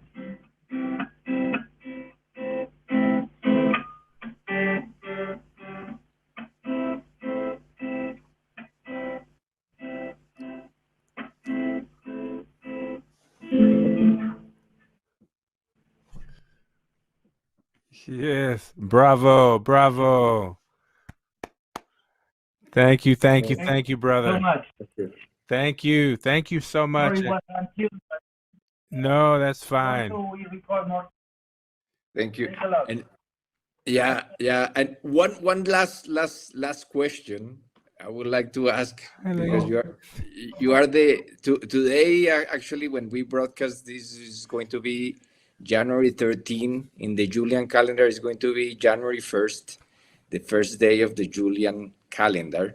So being the first day of the Galactic Maya count, how do you feel like somehow you plan at a soul level for arriving on that particular date to bring this message and to bring this knowledge back to the people, and how can we really, the people who are new to this, how can they connect also with their galactic signatures to find their purpose and to find their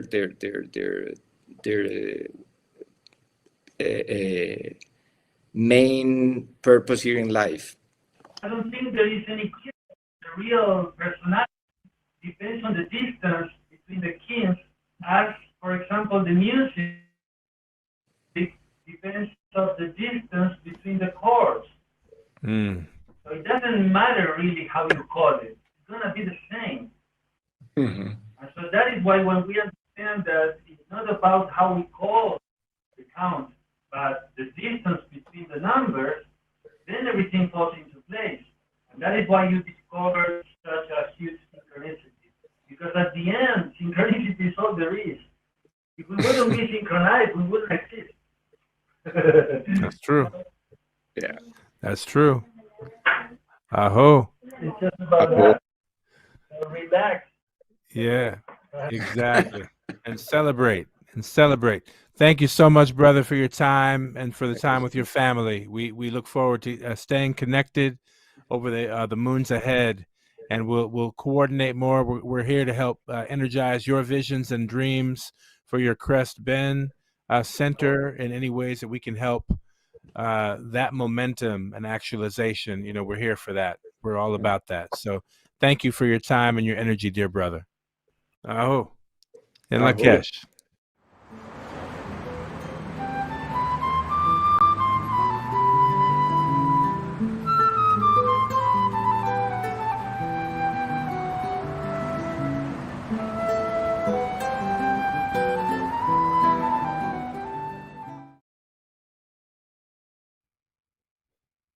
In Lakesh, brother Ruben. In Lakesh, brother. Okay. Indeed. Really special to watch it again and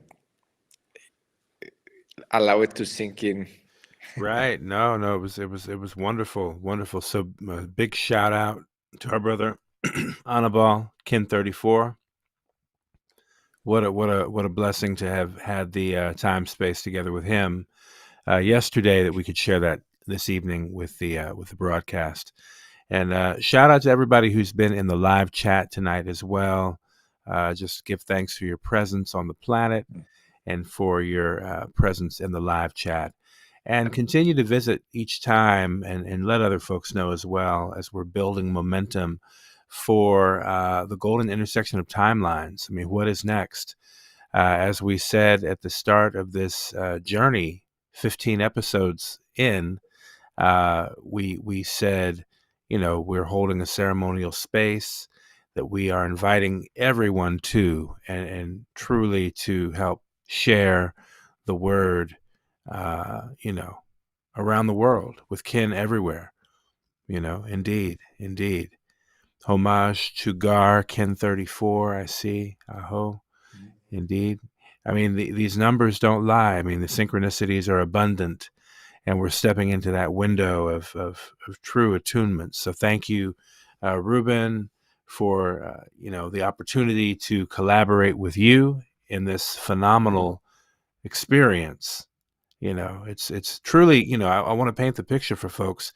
In 273 days, we are encountering a once in a lifetime, a once ever event, uh, in the sense of the magnitude of what this uh, numerical, calendrical, astronomical crossing is bringing forth for us, and that which we're being made aware of with such advanced notice. We've been holding space for this for over 1,000 days consciously.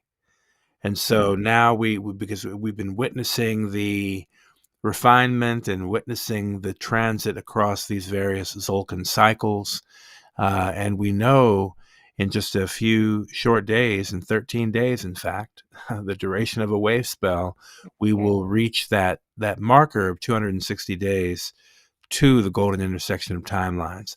And I've been contemplating this idea that as we cross that threshold into the 260 days remaining, that we're entering a type of hologram.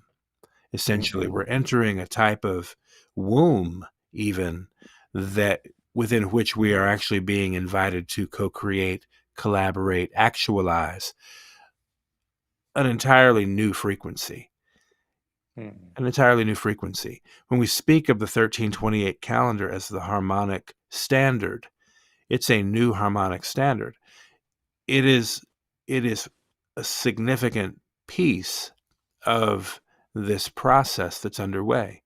That new time synchronometer and calendar that we present to you, that relates to 37 years up to now, is just such a fundamental piece of this shift in harmony and towards greater harmony, from harm to harmony, as we've often said.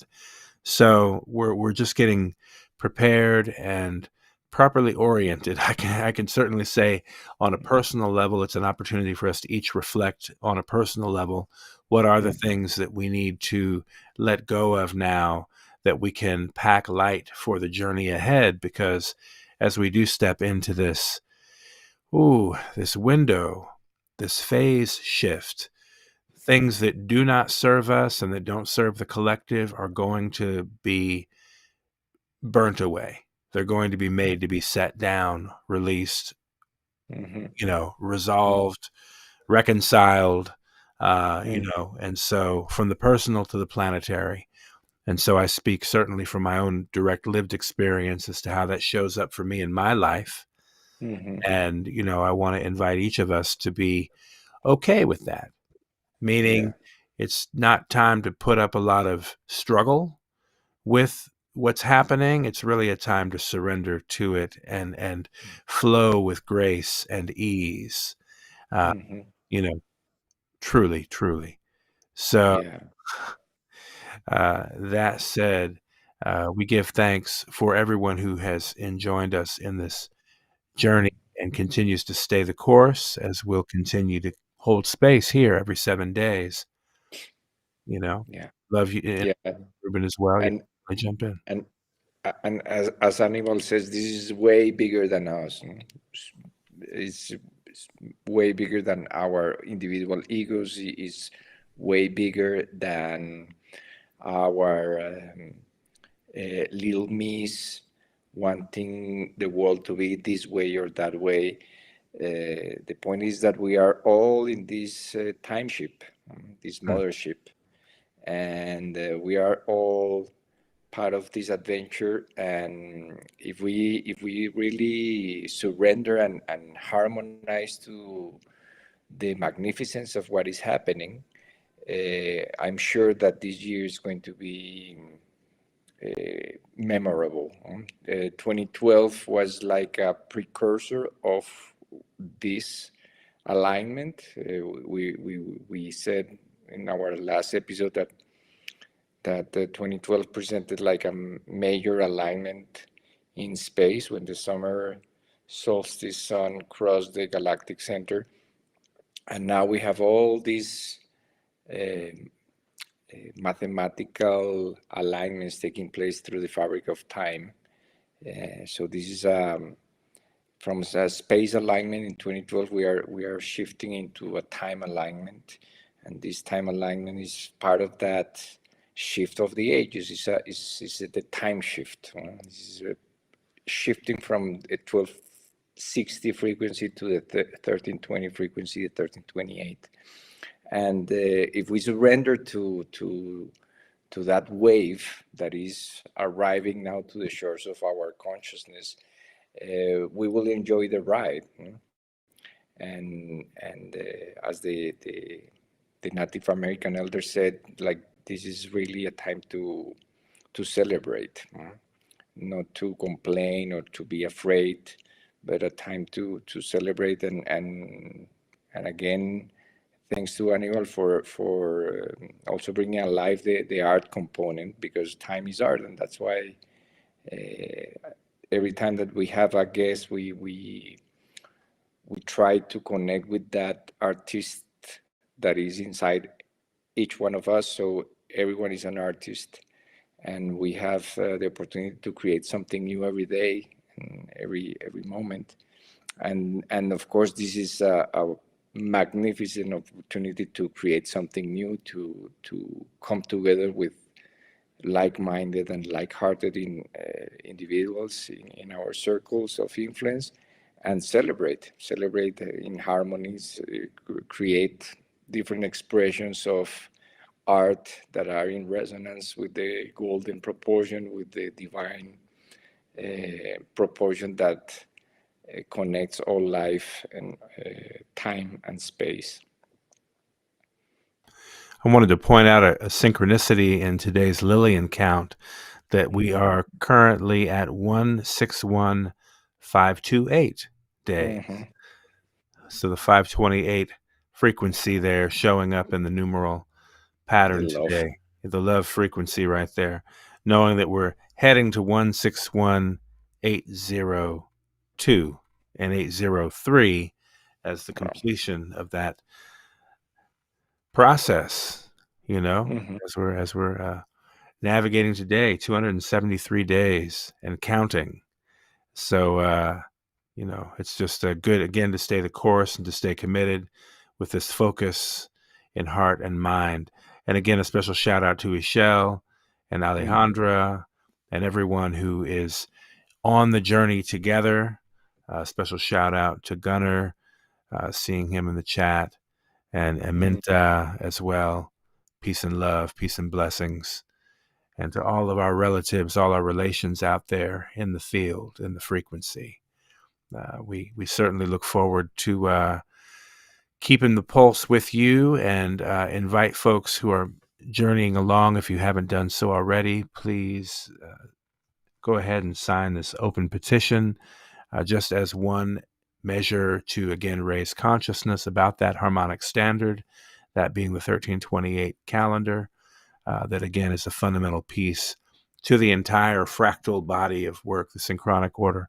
But that's certainly a very important entry point in making this shift that we are making together.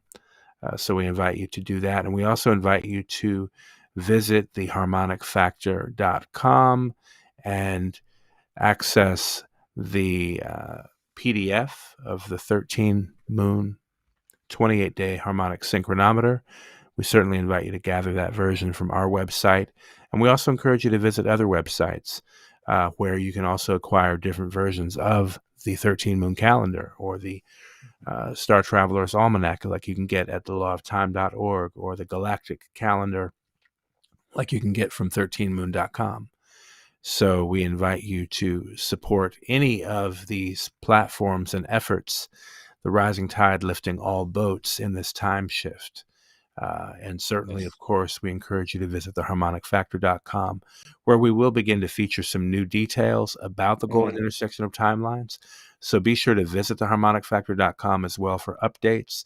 Also, I'm happy to announce that thanks to the efforts of Ishel, largely, we were able to regain our Instagram page. So that has been a challenge of the past several weeks. So we're glad that we were able, through her diligent efforts, to get the Instagram page restored. Nothing was missing. Everything that was not meant to be there was completely dismissed. And fortunately, we have the page back. So we encourage, if anybody did unfollow us, to feel free to go back and follow us again at the Harmonic Factor. We are also happy to announce another Instagram page that we're going to begin to present through, specifically around the golden intersection, at Golden Intersection on Instagram. So if you visit at Golden Intersection, that will be the place where we are detailing more event information and more specific information about the discovery that is being called the golden intersection of timelines, and about Phi Day, October 15th, 2025. You'll also begin to learn about your own Phi Day. Every one of us has a Phi Day, we've come to discover as well, that has a very, it's a fractal, basically, stepped down by one place. So instead of being 161,803 days, instead, the factor is 16,180 days, and that forms in a person's personal timeline what's called the Phi Day of their own life. And so we're working on some ways to help you easily calculate that. But if you just want to do the math yourself, you would basically count 16,180 days from your birth, and that will be your Phi Day. Okay. And that puts you at about 44 years and 3 months of age. 44.3 years of age. So whatever the 0.3 comes out to, it might be a few more than 3 months, a few more days than that in the calculation. But in any case, we're beginning to put out some of these tools for folks to begin to use and apply to their own lives, apply to their own self-reflection and contemplation, because there's much to contemplate at this time. Yes, this fractal of 443 years of the Gregorian calendar, of any calendar, 443 years is a golden number. Yeah. In any, doesn't matter which system do we use to measure time. But to our own personal lives, that 44.3 years, we will love to hear some of the people's insights and experiences when they calculated, because for us was very revelatory. Yeah. And that particular moment. And for those who have not passed through that threshold of 44.3 years, well, put it on your maps, because you're arriving to a very unique point in this lifetime. So thank you so much, brother, for the effort, for the consistency and the love that you put on creating this space. And I feel really honored to work with you and Giselle and Ali on this adventure. And we are so blessed. Absolutely. It's the honor is mine as well, family, and to all the kin out there. We give thanks in Lakesh Alakin, and continue to stay tuned with us. And thank you for being on the planet at this time, and thank you for spending time with us here. You didn't have to be here; you could have been anywhere, but you chose to be here with us. So for all those who do tune in with the live chat, we certainly give thanks for you. We love you, and we look forward to our next episode. So check back with us in 7 days' time.